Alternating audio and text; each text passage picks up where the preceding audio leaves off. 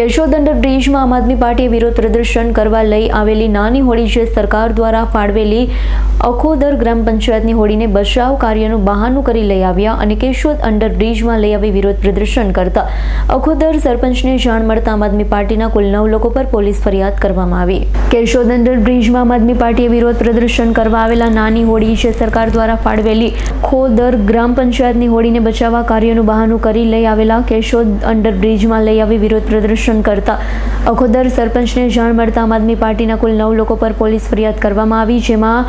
બાલુભાઈ પરબતભાઈ પરમાર, પ્રવીણ રામ, પ્રવીણ વરપરિયા, બાલાભાઈ કાનગડ, પિયુષભાઈ સિંધવ, કિશોર કોટેચા, જયશુખ ફળદુ, રાકેશ વણપરિયા, દીપક જાતોલિયા જેવા કુલ 9 વિરુદ્ધ અખોદર સરપંચ દ્વારા ફરિયાદ કરવામાં આવી, ત્યારે કેશોદ પોલીસ દ્વારા કાર્યવાહી હાથ ધરી છે। જી સાહેબ, આજ રોજ કેશોદ 4 રસ્તા ખાતે જે નવો બ્રિજ અંડરપાસ ચાલુ કરવામાં આવેલો હતો, જેમાં ગઈકાલના રાતના વધારે વરસાદને કારણે પાણી ભરાણા હતા,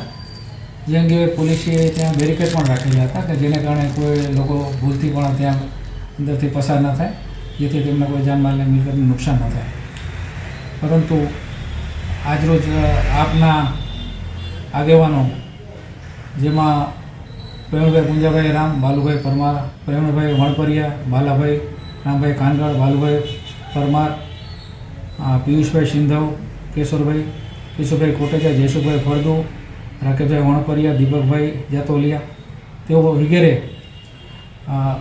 અખોદર ગામના સરપંચ દેવાનંદભાઈ સવદાસભાઈ પીઠિયા કે જેઓને આ કામના આરોપીઓ બાલુભાઈ તેવી રજૂઆત કરેલી કે અમારે ત્યાં બચાવની કામગીરી માટે બોટ જોઈએ છે, તેવું કરી અને સરકારી બોટ તેઓની પાસેથી લઈ અને આમાં દુરુપયોગ કરેલો હોય, તેમને વિશ્વાસઘાત કરેલો હોય અને દુરુપયોગ કરી અને તેઓને 4 રસ્તા ખાતે વિરોધ પ્રદર્શન માટે તેમનો ઉપયોગ કરેલો હોય, જે આધારે દેવાનંદભાઈ સવદાસભાઈ પીઠિયાએ ઉપરોક્ત તમામ આરોપી વિરુદ્ધ ફરિયાદ આપતા કેશોદ પોલીસ સ્ટેશનનો ગુનો દાખલ કરી આગળની તપાસ હાથ ધરી છે। રાવલિયા મધુનો રિપોર્ટ, S9 ન્યૂઝ, જૂનાગઢ। અમારી તમામ માહિતીથી અપડેટ રહેવા માટે જોડાયેલા રહો S9 ન્યૂઝ સાથે।